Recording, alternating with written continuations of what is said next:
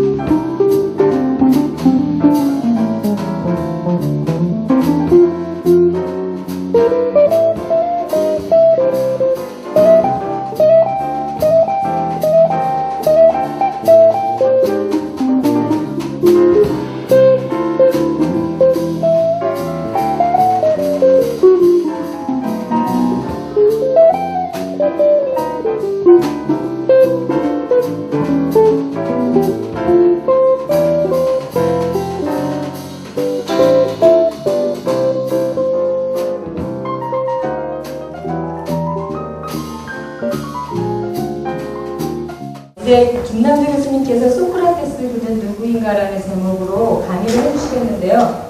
김남주 교수님은 서울대학교 명예교수시고 피직스 석좌교수이십니다. 서울대학교 철학과 교수로 재직하셨고 서울대학교 인문학연구원 원장님을 역임하셨습니다. 저서로는 파르메니데스 단편들이 있습니다. 나오실 때 큰 박수로 환영 부탁드립니다. 방금 소개받은 김남주입니다. 큰 환호로 환영을 해주셔서 고맙습니다. 제가 이 강연을 자주 다니지는 않는데 가끔은 합니다. 근데 아까 여기 딱 들어오면서 우선 딱 가졌었던 그 생각이 공간이 아주 좋다. 우선 굉장히 개방되어 있죠. 딱 막혀 있지 않고. 그 다음에 책이 사는 집 아닙니까? 그런 생각을 했어요.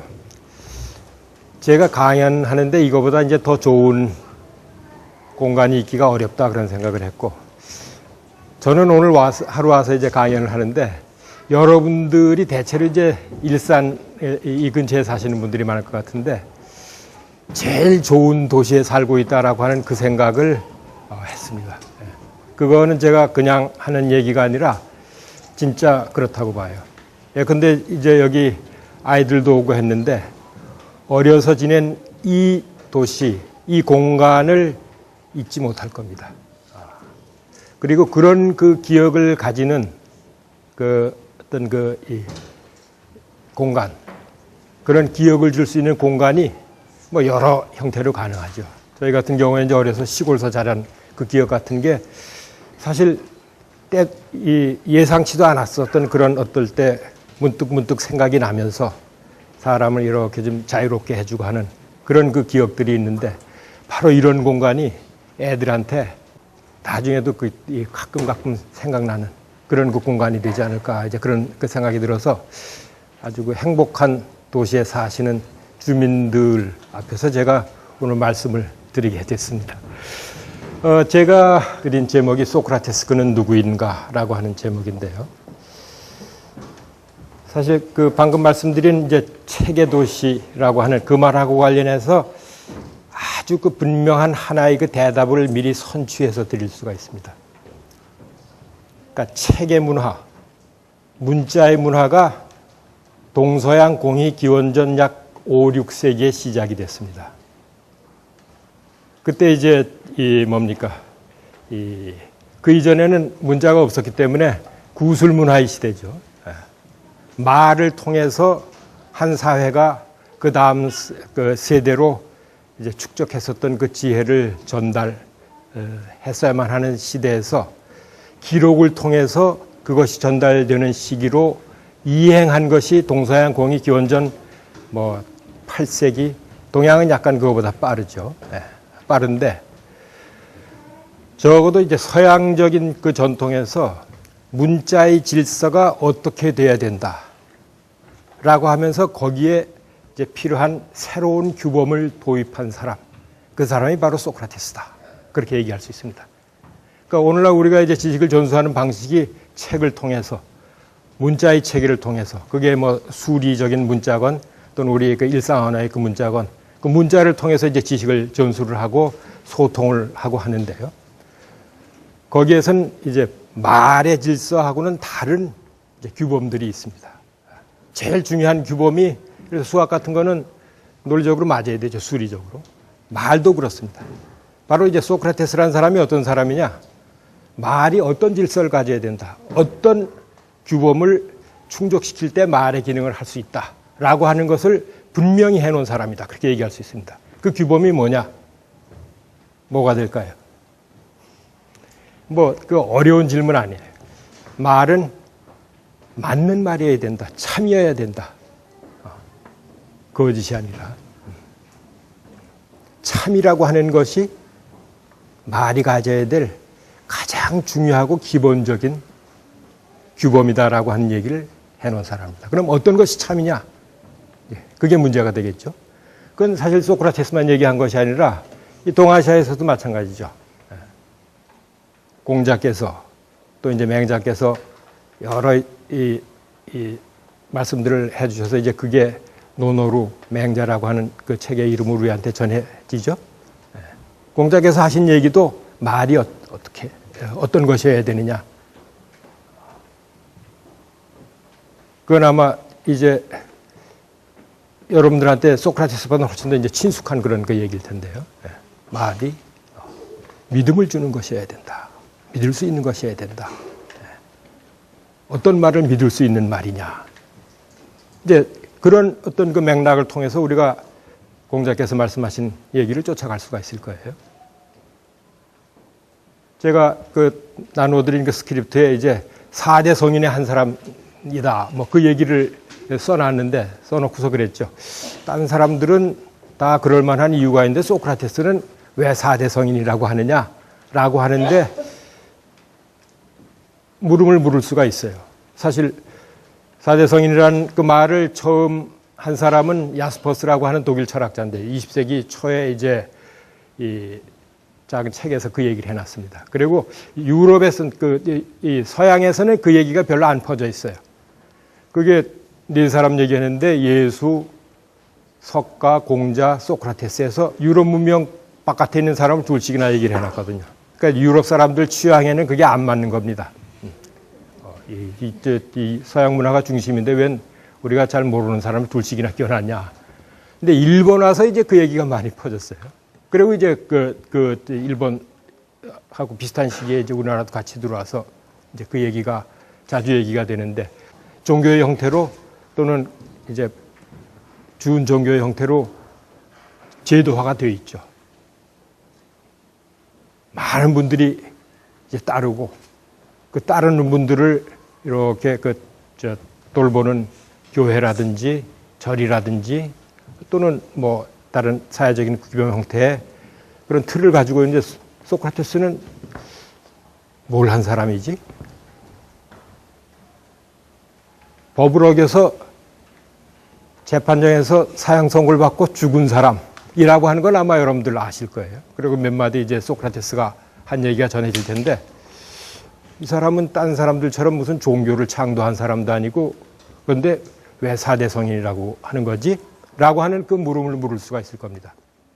제가 이제 이 사람이 우리 체계 문화, 문자 문화와 관련해서 어떤 일을 했느냐라고 하는 그 물음을 던지고 그 대답을 선취해서 했습니다만은 그 맥락에서는 어느 정도 얘기를 할 수가 있겠지만 그럼에도 불구하고 수많은 학자들이 있었고 수많은 철학자들이 있었는데 왜 하필 소크라테스가 성인 중에 하나냐. 그런 물음을 물을 수가 있겠죠. 아주 긴 시간은 아닌데 그것에 이제 대답을 한번 이렇게 윤곽 지어보는 뭐 그런 그 시간이 될 것 같습니다. 이 소크라테스 두상인데 저건 상당히 미화시켜서 만들어 놓은 소크라테스 이제 두상입니다.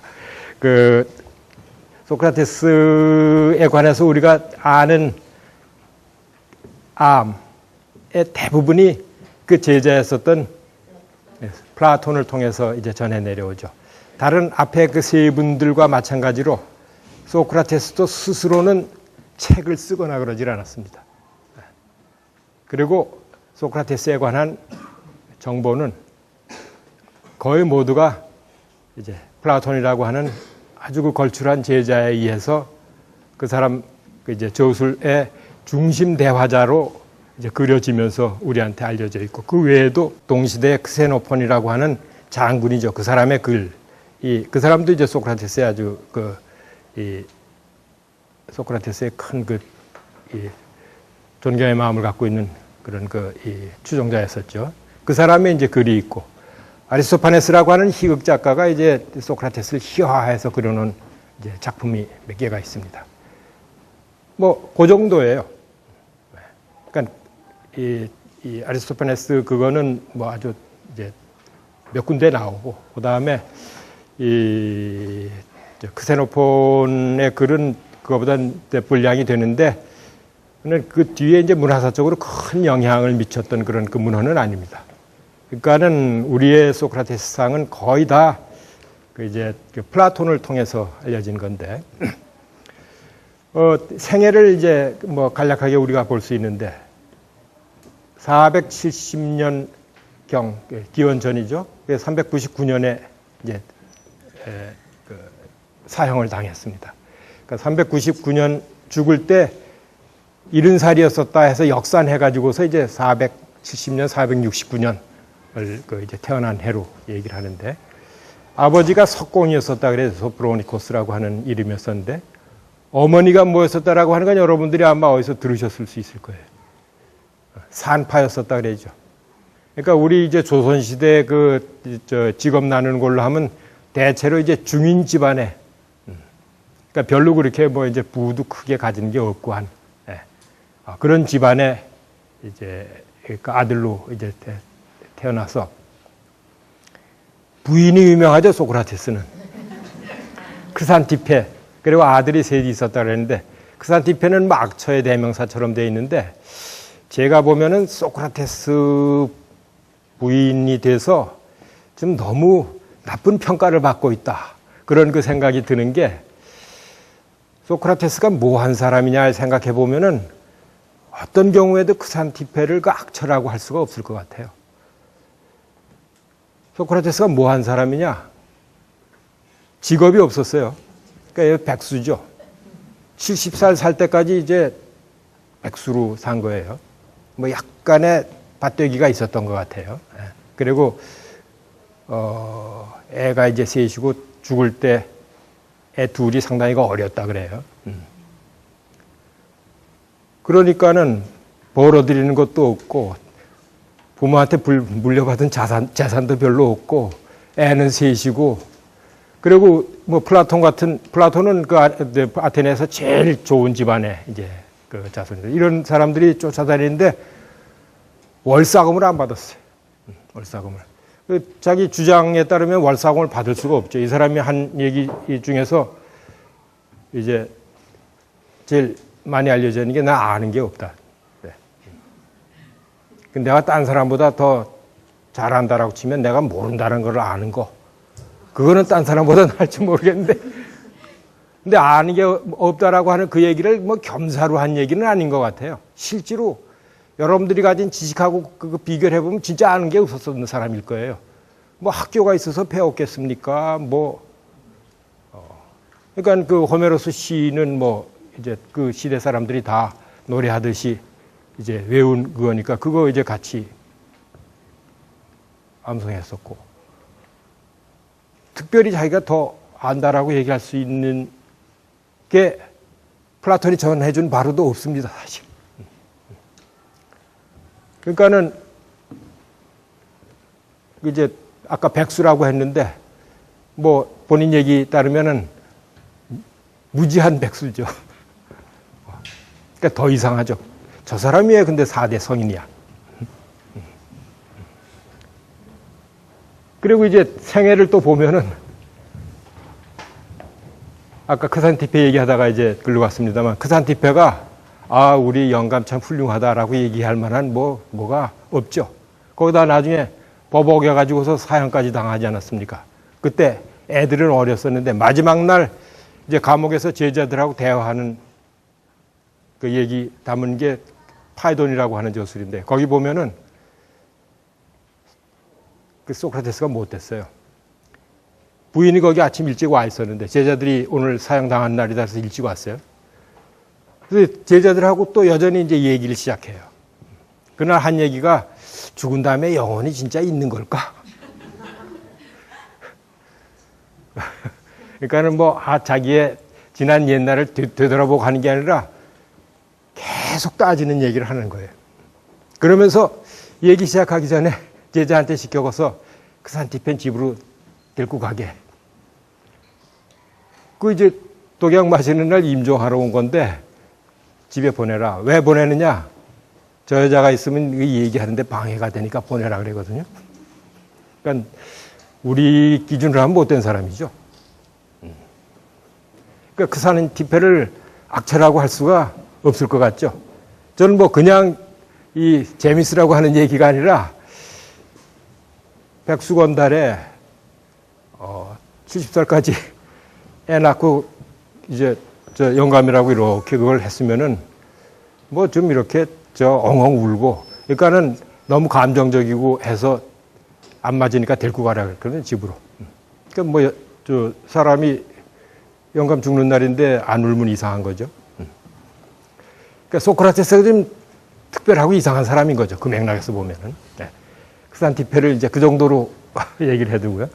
그 다음에 이제 이력에 남는 게 중과보병으로 이제 아테네 시민이었었으니까는 페르시아 전쟁 때라든지 이럴 때 이제 출전을 했다. 근데 상당히 이제 몸이 튼튼했었기 때문에 아주 겨울에도 이제 이 추위를 잘 이겼다라든지 그런 얘기가 전합니다. 3번 출정하고 추천 평해직을 했는데 저거는 그 시민들 이제 돌아가면서 제비 뽑아서 평해직하는 거기 때문에 특별한 그게 아닙니다. 아테네 시민이면 다 하는 거니까는. 그리고 399년에 사형당한. 저게 이제 중요한 일이니까는 저 생애를 보면은 범법자로 별 할 일 없이 그 젊은 애들 데리고서 맨발 벗고서 이렇게 돌아다니다가 사형당해서 이제 죽은 사람입니다. 근데 4대 성인이라니. 근데 이제 소크라테스가 살았던 시대가 어떤 시대냐. 그걸 이제 좀 보는 게 필요합니다. 아까 제가 이제 이미 잠시 말씀을 드렸습니다만은, 이 동아시아도 그렇고 서양도 그렇고 10세기 좀 더 전이죠. 12, 3세기서부터 이제 철기 시대가 시작했는데 청동기에서 이제 바뀌게 되는데요. 철기가 시작이 되면서 무기 체계가 달라지죠. 그 다음에 이제 수레 같은 것이 가능해집니다. 농기가 훨씬 단단해지고 그래서 이제 철기가 들어오면서 전쟁도 바뀌고 그 다음에 그 생산 방식이 이전하고 이제 달라지게 되고 생산량이 많아지게 됩니다. 그러니까 더 많은 사람을 먹여서 할 수 있는 그런 소사이어티가 형성이 되게 되고 그래서 그 사람들을 이제 함께 살 수 있게 하는 새로운 어떤 그 사회적인 규범이라든지 그런 것이 이제 생기기 시작하는 그 사회로의 그 변화를 창조하는 그 사건이 철기의 도입이다 그렇게 얘기할 수가 있습니다. 그러니까는 바퀴가 단단한 그 바퀴를 만들면서 이 먼 지역으로부터 이제 일단의 집단의 사람들이 이제 옮기는 것도 가능하게 되고 그러니까는 그리스도 12, 3세기에 이제 저 북방으로부터 새로운 종족이 와서 이 기존에 살던 사람들을 이제 제압하고서 새로운 문명을 세웠다 이제 그 얘기를 하는데요. 그래서 이제 8세기에 그 호메로스 문헌이 갑자기 이제 문자로 등장을 하는데 한 3, 4세기가량 문헌이 없습니다. 그러니까는 새로운 이 종족들이 먼 지방으로 와가지고서 기존의 사람들을 갖다 다 어떤 방식으로 이제 쫓아내고 기존 문화의 그 파괴기가 있고 나서 새로 이제 문화가 시작됐다. 그렇게 얘기를 할 수가 있죠. 그 다음에 이제 문자가 도입됩니다. 저게 이제 철기 문명 시작하고 상당히 그 깊이 관련이 되는데 생산력이 커지고 하니까는 이제 문자 질서 가지고서 그 뭐 물자의 관리라든지 또는 사람의 조직이라든지 이런 것을 갖다가 계속 이제 이어가기가 불편한 단계에 들어서면서 중국에서도 뭐 11세기, 10세기 때 이제 본격적인 문헌들이 이제 나오기 시작하고 중국에서는 그보다 조금 더 이제 먼저 그 문자가 시작이 되죠. 그리스에서는 그저 이제 문자가 뭐 상업 거래라든지 있다가 그 문헌이 없다가 8세기에 호메로스 문헌이 발견이 됩니다. 그래서 본격적으로 이제 문자 시대로 들어가게 됩니다. 그러니까 구술 시대에서 문자 시대로의 그 변화가 이루어지는 시기가 바로 이제 소크라테스와 플라톤과 아리스토텔레스와 뭐 히포크라테스라든지 뭐 이런 사람들이 이제 살던 시기다. 그렇게 얘기를 할 수 있습니다. 그 다음에 이제 이 사람이 기원전 5세기를 살았던 사람인데 5세기는 아테네의 전성시기입니다. 아테네에 관해서는 뭐 여러분들이 그 세계사라든지 이런저런 그 계제 얘기를 이제 들으셨을 텐데 그리고 소크라테스가 살았던 시기는 아테네의 전성기에 해당하는 시기다 그 얘기를 할 수 있습니다. 특히 이제 페리클레스가 살았던 시기가 그 절정이다 그렇게 얘기하는데 429년에 죽기 전에 한 12년 동안 장군으로서 이제 아테네를 통치를 했습니다. 그러니까는 아테네는 민주정이었었기 때문에 제비뽑기로 대통령을 뽑고 그러죠. 그래서 대통령은 하루씩 하고 이제 아까 평의회직 의장을 소크라테스가 2번을 하고 평의원에 이제 제비뽑기로 뽑혔었던 이제 그런데 페리클레스는 그래서 그 직책은 장군이고 장군으로서 이제 12년 동안 통치를 했는데 이 시기가 제일 이제 전성기 여러분들 아시는 뭐 파르테논 신전이라든지 비극작품 공연이라든지 그런 것들이 다 이제 이때 이루어지죠.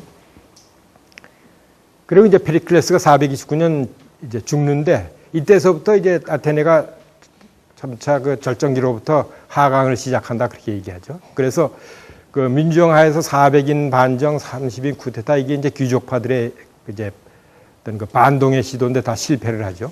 그리고 저 어간에서 399년에 소크라테스가 죽습니다.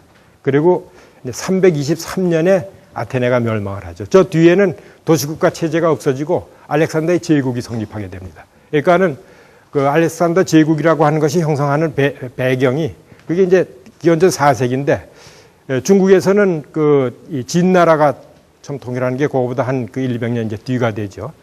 그러니까 그게 철기 문화, 그 다음에 문자 도입하고 다 관련이 돼서 그 위에서 이제 물자가 생산이 되고 관리가 되고 사람들이 조직이 되고 하는 그 결과로서 나온 그런 어떤 그 이제 국가의 체제, 그게 제국이다. 그렇게 그 얘기를 할 수가 있습니다. 그러니까 제국으로 가는 그 과정 속에 이제 그 제국의 질서를 만드는 그 시기, 그 질서를 만들었던 사람들이 서양에서는 소크라테스고 플라톤이고 아리스토텔레스고 히포크라테스고 소포클레스고 뭐 이제 그런 그 사람들이 되는 거죠. 예. 이게 이제 소크라테스의 시대입니다. 거대한 이제 문명의 변화가 이루어지는 그 구술 시대에서 문자 시대로. 근데 사실 소크라테스가 단순히 옛날 사람이 아닌 게요. 그러니까 아까 문자 시대가 되면서 새로운 어떤 그 규범이 도입된다. 그 하나로 이제 진리라고 하는 그 이전에는 없던 규범. 호메로스는 그 진리라는 말이 안 나옵니다. 그 전혀 안 나오는 것은 아닌데 그렇게 중요한 역할을 하는 그 개념이 아니에요. 그러니까는 동서양이나 다 이제 문자가 도입되고서 진리라고 하는 그 규범이 도입이 되게 되는 거죠. 근데 이게 이 시기가 간단한 시기가 아닌 것이 우리가 지금 우리를 조직하고 있는 그 규범이 이제 문자 규범입니다. 오늘날도 여러분들 학교에서 이제 기본 능력이 언어 능력하고 수리 능력이죠. 둘 다 이제 선형적인 그 문자 질서인데 그 두 질서가 모두 다 무엇을 이제 그 추구할 만한 것으로 추구하느냐, 진리를 추구한다 그렇게 얘기할 수가 있을 거예요. 그러니까 우리가 살고 있는 그 체제의 틀이 문자 체제의 틀이다 그렇게 얘기할 수 있는데 지금 사실 어떤 점에서 보면은 굉장히 급속하게 거대한 또 이제 매체의 변환이 일어나고 있는 시기다 그렇게 얘기할 수 있습니다. 지금 여러분들 주머니에 다 전 세계의 골목골목 도서관 사람들 다 연결시킬 수 있는 뭘 하나씩 다 갖고 계시죠. 이 전자매체라고 하는 것이 사람의 삶을 하루하루 다르게 변화시킨다라고 하는 건 직접 느끼실 텐데 그것이 어떤 방향으로 어떻게 갈지는 지금 아무도 모르고 있어요. 마치 저 시기에 사람들이 자기들의 시대가 어떻게 변하고 있는지를 분명하게 인지하고 있었던 사람들이 극히 적었듯이. 그러니까 오늘날 이 새로운 매체가 우리 삶을 어떻게 변화시킬까? 이 매체하고 관련해서 새로운 기존의 어떤 그 문자 문명이 가지고 있지 않았었던 새로 요구되는 규범, 새로 도입되는 규범이 어떤 것일까라고 하는 그 물음이 사실 우리 앞에 던져져 있고 진행되고 있는 그런 그 사안이다 그렇게 얘기할 수가 있고, 그러니까 이 시대를 되돌아보는 것은 우리 시대가 어떤 것이냐를 되비춰 볼 수 있는 그런 그 시기의 성격을 가지고 있다 그렇게 얘기할 수 있습니다. 매체의 변환이 이루어지고 여러분들이 이 시기에 배우는 그 철학자들이라든지 또는 그 문명을 새로 창조했던 사람들은 그때 새로 도입된 문자의 새로운 그 질서를 만들고 그 이후의 문명이라고 하는 것이 저때 만들어진 그런 어떤 그 규범적인 질서를 확대시키고 일반화시킨. 그러니까는 사실 지금 이제 문자 질서, 전파 문명 얘기를 하는데 그 사이에 매체 변화가 한 번 더 있었죠. 큰 변화가 인쇄입니다. 인쇄 매체가 보편화가 되면서 성서를 읽기 시작했죠. 이제 큰 변화가 있었는데 오늘날 이제 보통교육이라든지 보통선거라든지 민주주의라든지 이런 거는 그런 그 문자의 결과물이 책을 통해서 인쇄된 책을 통해서 모든 사람에게 쉽게 다가갈 수 있는 그런 체제가 되기 이전에는 생각하기가 어려운 그런 그 정치 체제고 그런 그 변화다 그렇게 얘기할 수 있어요. 모든 사람이 다 배울 능력이 있다.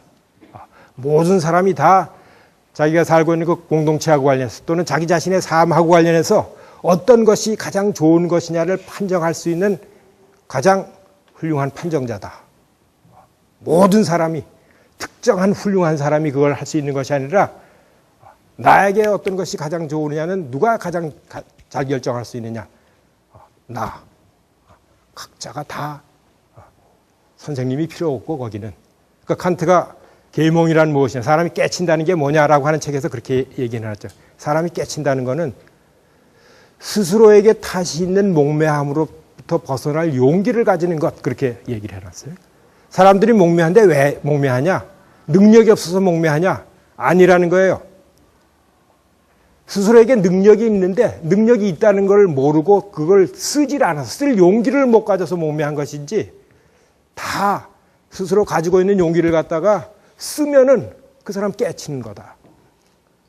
큰 게 아니라. 그러니까 지금 이제 다 교육을 시키자. 보통교육 됐죠. 네. 보통선거는 사실 그 서양에서도 그 여성까지 다 이제 투표권을 가진 게 이제 20세기 들어오면서 일반화가 됐고, 우리도 이제 그 역사가 뭐 50년이 넘었죠. 네. 그러니까 그게 다 그 문자혁명 이후에 이제 가능하게 된 겁니다. 그러니까는 사람 삶의 변화를 그 창조하는 게 여럿 있습니다만은 미디움,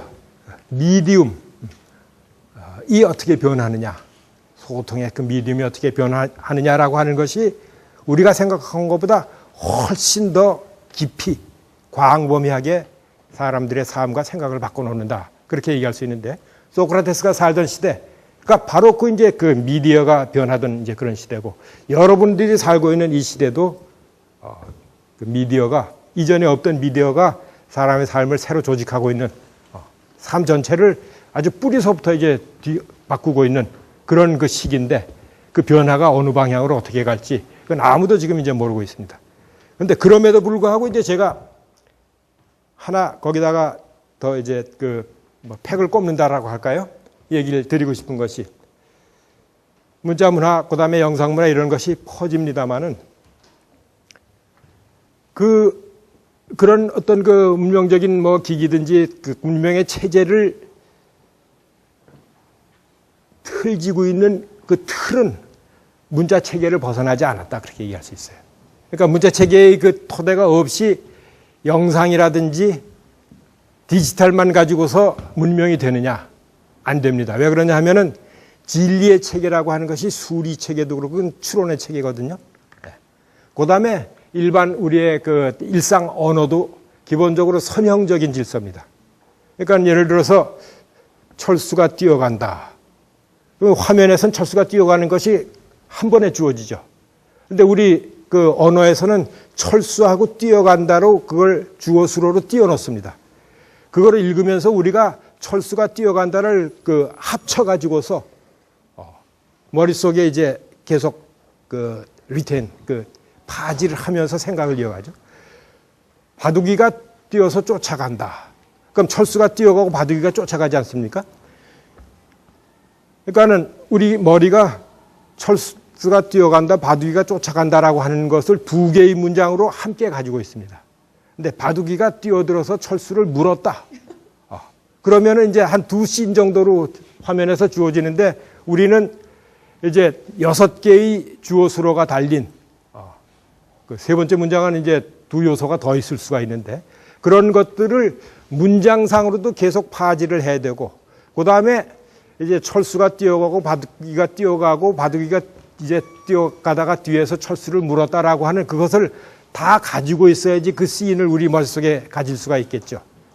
그게 이제 문자 질서를 우리가 영위하는 그 방식인데 아까 말씀드렸던 그 진리 체계라고 하는 것이 기본적으로 그런 그 문자 체계에 의해 서 있습니다. 그러니까는 참인 그런 그 문장들의 추론적인 그 질서 위에 지금 그 문명의 여러 수많은 것들, 뭐 기계고 무슨 뭐 여러 체제들이 다 서 있다. 그래서 아까 이 체계 도식을 했는데요. 이 책이라고 하는 것이 결코 그렇게 쉽게 없어질 수 있는 게 아닙니다. 뭐냐 하면은 바로 그런 어떤 그 문자 질서의 기본 질서를 그 형태로 이제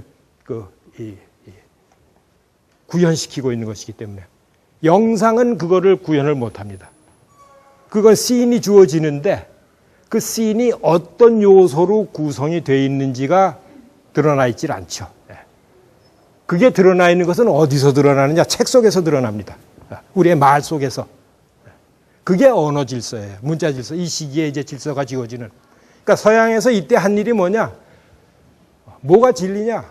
추론적인 진리하고 그 다음에 추론의 출발점이 되는 프린시플들의 진리 조건이 뭐냐? 그거를 확립시켜 놓은 겁니다. 그게 이제 대표적으로 드러나는 그런 그 학문의 체계, 문자의 질서가 수학 체계예요. 그러니까 수학은 전 세계에서 다 가르치죠. 플라톤이 통치자로 선발된 사람들만 이제 10년 동안 가르쳐라. 그 얘기를 했는데 지금은 모두 다 배우죠. 제일 중요한 교과죠. 언어 교과하고. 그거가 그게 이제 문자 질서의 기본인데 그게가 빠지고서 문명이 되겠어요? 안 되겠어요? 안 되죠. 그 질서는 문자 질서 위에 있지 화면에 그 화상의 어떤 그 패치워크 그것을 통해서 전달되질 않습니다. 그래서 문자 질서라고 하는 것이 지금 문명을 바치고 있는 그 틀이기 때문에 이 우리 주머니 속에 이 매체가 전자 매체가 세상을 바꾼다라고 하더라도 그 바꾸는 그 체제에서 문자 질서의 그 기본 규범들을 지워버릴 수가 없는 그런 구조로 되어 있다라고 하는 것을 우리가 이해를 해야 됩니다. 제가 소크라테스 얘기한다 그러다가 얘기가 지금 한참 옆으로 빠졌는데요. 근데 그럼에도 불구하고 하여튼 지금 그 이 전파 매체가 사람 그 삶을 바꾸는 것은 엄청난 그렇잖아요. 주머니 하나 속에 누르면은 메트로폴리탄 뮤지엄의 작품이 나오고 저 소련 뒷거리에 술집 이름이 나오고 내 친구하고 얼굴 보면서 실시간 통화할 수 있고 이게 도대체 어떻게 가능합니까? 그러니까 거리라고 하는 게 무의미해진 거 아닙니까? 그러니까 이게 어떻게 변화시킬지 그거는 우리가 이제 눈 뜨고 봐야 되는데요. 그러나 그렇다라고 해서 문자 시대가 가는 것이냐? No. 바로 그 기기 자체가 무엇에 그 존재를 힘입고 있느냐 하면은 문자 질서의 그 체계. 컴퓨터를 어떻게 만드느냐? 그건 책 속에 수리적인 질서로 자연 언어의 질서로 쭉 선형적으로 문장의 선형, 추론의 선형 그 질서로 체계화되어 있습니다. 그래서 우리 이야기 이를 전해주는 그런 어떤 그 문자체 그것도 버릴 수가 없는 것이고 선형적인 질서로서의 그 문자도 버릴 수가 없는 것이고 그거는 여전히 문명의 중심입니다. 그래서 미국 SAT에서 테스트하는 보통교육 졸업한 사람의 능력이 뭐냐면 언어 능력하고 소리 능력이에요. 플라톤이 근대 이제 교육체제를 만들면서 학교에서 배울 것은 수학과 문학이다 그랬거든요. 같은 얘기예요. SAT 시험이 언어 능력하고 소리 능력이다라고 하는 것하고 그 체제를 만들어 놓은 사람이 소크라테스의 제자인 플라톤입니다. 플라톤이 20년 동안 뭘 배워야 되느냐? 문학을 배워야 된다 그랬어요. 얘기를 애들한테 들려줘야 된다. 재밌는 좋은 얘기를. 그리고 거기서 이제 재주가 있는 사람들을 뽑아서 뭘 가르치냐면 10년 동안 수학을 가르쳐라 그랬어요. 그 언어 능력하고 소리 능력입니다. 그런데 그 플라톤이 이제 엘리트들한테 선발된 사람한테 가르치라라고 하는 것이 근대에 들어와서 아니야. 그 능력은 다 가지고 있어 하면서 모든 사람한테 다 가르쳐라라고 하면서 언어 능력, 소리 능력이라고 하는 학교에서 배워야 될 두 개의 기본적인 기둥이 이제 성립하게 되는 것이죠. 그리고 제가 지금 이제 말씀드리는 것은 그 기둥은 이 전파 문명, 이 디지털 문명에서도 변치 않고 그 문명의 중심이 되어 있다. 책이라고 하는 것이 여러분들이 이 책의 집 안에 들어와 있는데 이 전파 문명에 뺄 수 없는 중심 기둥이다. 그것에는 오해가 없어야 된다.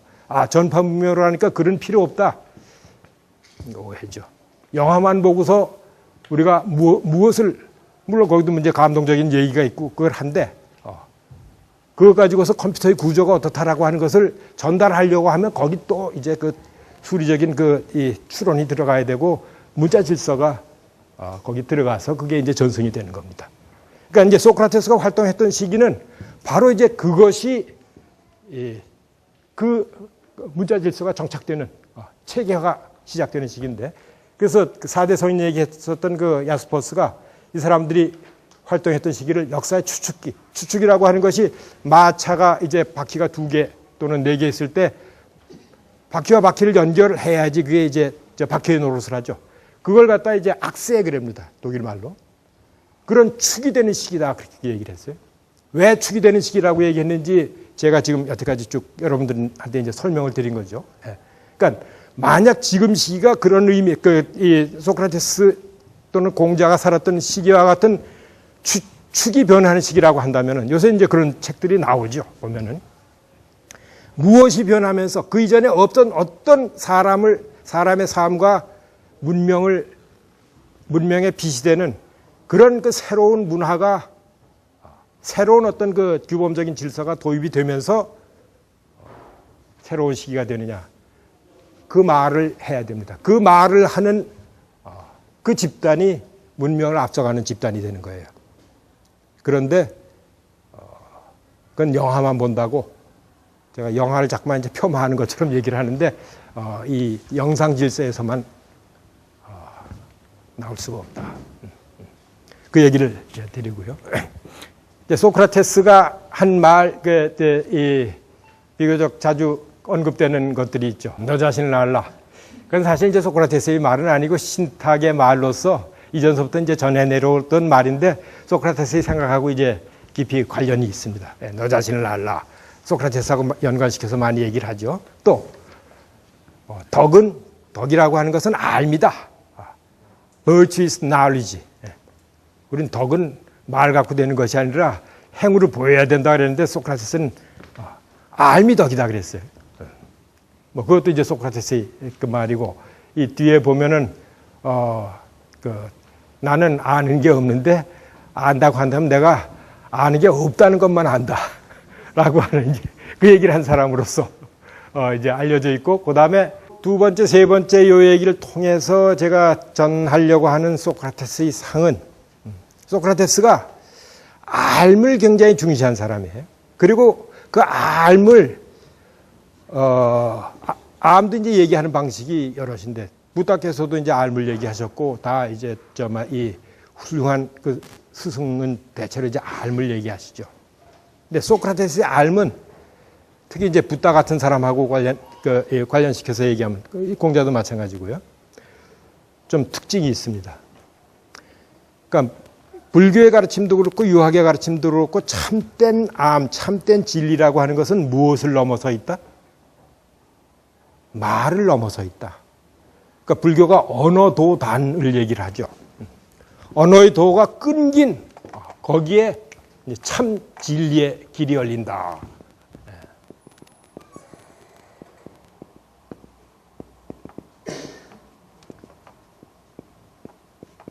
언어의 도가 끊긴. 그러니까 선사들이 이제 선문답을 막 하는데 그 선문답은 우리가 보면 참 그 쫓아가기가 어려워요. 그러니까 무엇인가 전하려고 하는 것을 이제 비유적으로 전하는데 이 말에 잡히면은 내가 얘기하는 것을 잡지 못한다. 그러니까는 이 말을 보지 말고 이 말이 가르치려고 하는 저 달을 봐라. 이렇게 하는데 손가락 보지 말고 달 봐라. 그러니까 이 손가락을 넘어서야지 달이 보이지 손가락 보고 있으면 달 못 본다. 언어가 이 손가락이라고 하는 거예요. 우리가 봐야 될 진리로서의 달은 손가락 너머에 있는 것이다. 그러니까 언어가 진리를 전하는 어떤 그 종국적인 매체다라고 하는 것을 부인했습니다. 비슷한 말이 뭐 도가에도 나오죠. 도가 도덕경의 첫 귀절이 뭐죠? 도가도 비상도 명가명 비상명 그러죠. 도가도 이것이 도다라고 그렇게 말할 수 있는 도는 비상도 변치 않는 상 항상 상자죠. 변치 않는 도가 아니다. 말을 해버리면은 상도의 길을 이제 끝낸다. 상도를 떠난다. 그렇게 뭘로 잡으려고 하지 마라. 그것도 이제 참된 세계가 언어를 넘어서서 열린다라고 하는 그 주장이죠. 뭐 공자의 가르침에서도 말 잘하는 사람 평가 안 하죠. 그러니까 소크라테스 같은 사람 그 공자 밑에 갔으면은 쟤는 참 훌륭하긴 한데 말이 좀 많어. 틀림없이 그러셨을 거예요. 말도 다른 사람을 그렇게 꼬치꼬치 깨면서 그러니까 저 사람이 실제로 하고 다니는 사람에게 자기는 아는 게 없는데 뭘 하냐 하면은 안다고 이제 이렇게 사회적으로 인정받고 의수되는 사람들한테 가서 진짜 아냐. 그러면서 그 사람이 안다라고 주장하는 그것에 관해서 알지 못한다라고 하는 것을 얼굴이 뻘개지면서 고백하지 않을 수 없게 그렇게 이제 만들어 놓는 일을 하고 다녔어요. 고약한 사람이죠, 그러니까. 그러니까 예를 들어서, 그러니까 제가 이제 여기 쓴 게 바로 이제 그 맥락인데, 카이레폰이라고 하는 그 아주 그 이제 적극적인 제자 중에 하나가 이 델피의 신탁을 찾아가요. 그래서 이제 물어보는 게 아테네의 소크라테스보다 현명한 사람이 없다라고 하는 얘기가 돌아다니는데 그게 진짜냐? 그거를 이제 여지혜관한테 물어봅니다. 그 사이 그 그리스에서 그 여지혜관의 신탁이라고 하는 게 나름대로 그 권위를 가지고 있었던 시기인데, 근데 비티아라고 하는 그 여지혜관이 없다라는 그 말이 맞다. 그렇게 이제 신탁의 대답을 갖고 와서 전했어요. 그 이제 카이레폰이 가서 전했겠죠. 네가 너보다 현명한 사람이 없다고 그 델피의 여지혜관이 그러더라. 신탁에서 그렇게 답이 나왔댄다. 그러니까 소크라테스가 이게 무슨 말일까? 난 아는 게 없는데. 실제로 아는 게 없었을 거예요. 전쟁에 보병으로 나간 거, 행정관도 제비 뽑아서 이제 며칠 한 거, 그리고 애들하고 이제 몰려다니면서, 그래서 도저히 이해할 수가 없어서, 이 신탁이 무슨 뜻이 있을까? 그래서, 근데 본인이 제일 현명하다라고 하는 건 본인도 이해를 못하고 수긍하기가 이제 어려운 거예요. 그래서 틀림없이 현명한 사람이 있으니까 그 사람한테 가서 그 사람이 현명하다라고 하는 걸 밝히면은 나보다 현명한 사람이 적어도 하나는 있으니까는 내가 제일 현명하다라고 하는 그 얘기로부터 내가 벗어날 수 있겠다 하면서 이제 훌륭한 사람들, 사회적으로 저 사람은 현명한 사람이다라고 하는 사람을 찾아다니기 시작해요. 맨 처음에 정치가를 찾아갑니다. 근데 가보니까는 진짜 아는 게 없네. 그러니까 그 다음에 장군입니다. 인정받고 있는 장군인데 저 사람이 아주 존경받는 지휘관이니까는 용기가 뭔지 알겠구나.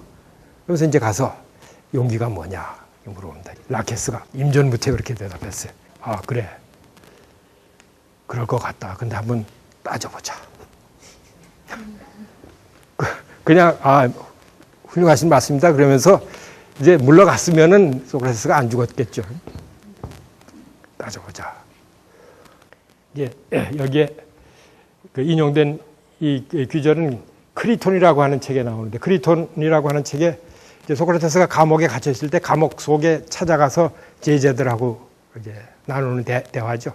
근데 제자들이 그럽니다. 야, 소크라테스, 나 탈옥해라. 외국에다가 얘기 다 해놨다. 간수한테도 얘기해놨다. 그리고 네 애가 어리지 않냐?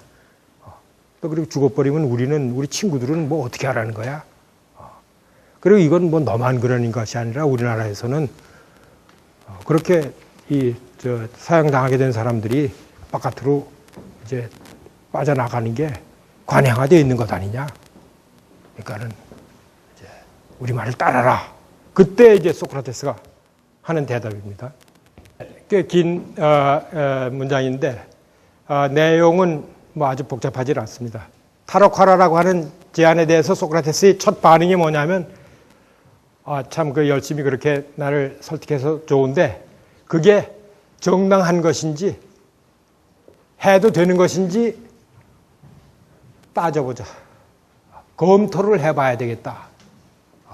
다섯째 줄에 있죠. 그걸 실제 해야 될 것인지 아니면 하지 말아야 할 것인지를 검토를 해보자. 그래서 이제 따지기 시작합니다. 그래서 결국 이제 결론 내는 것이 나를 지금까지 이렇게 보호해주고 키워준 나라의 법을 어기는 것 있을 수가 없는 것이다라고 하는 그 결론에 도달해서 탈옥을 거부하죠. 거부가 아니라 로고스가 나에게 탈옥을 해서는 안 된다라고 하는 것을 자네들하고 얘기하면서 드러내 보여주고 있지 않은가, 그 얘기를 하는 거예요. 그러니까는 이제 얘기를 끊임없이 이제 물음을 던지면서 평생을 살아왔는데 자기하고 관련된 그 일에서도, 삶과 죽음이 걸린 그 일에서도 그 작업을 멈추지 않았었던 사람. 그리고 이제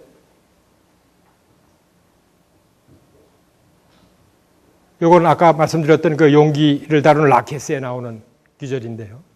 누구든 소크라테스와 가까이 하고 그와 말로 교제하는 사람은 처음에는 전혀 다른 어떤 것에 관해서 이야기를 시작했더라도 그 사람의 논변에 의해 어쩔 수 없이 계속 끌려 들어가서 스스로가 지금 어떤 방식으로 살고 있으며 지금까지 살아온 삶은 어떠했는지 자기 자신에 관해 설명을 하게끔 빨려들지 않을 수 없게 된다는 것.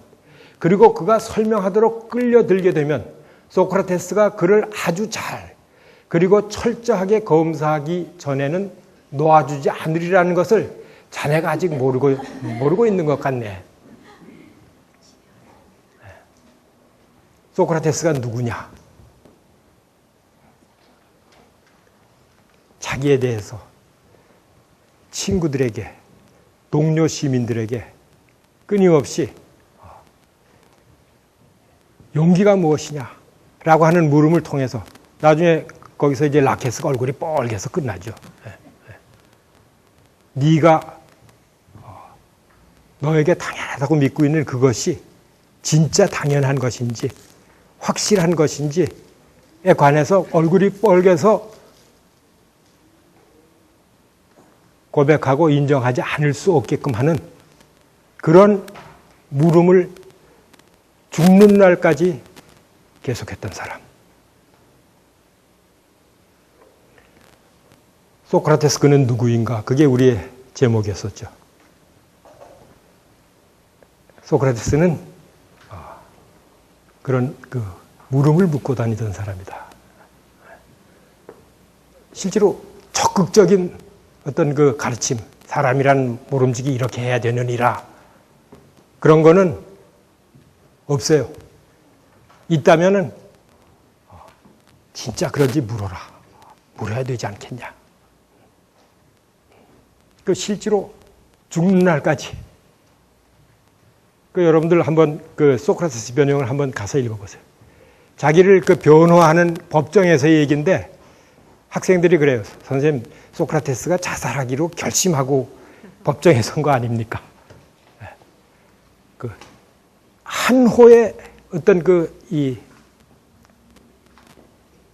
컴프로마이스라고 하죠.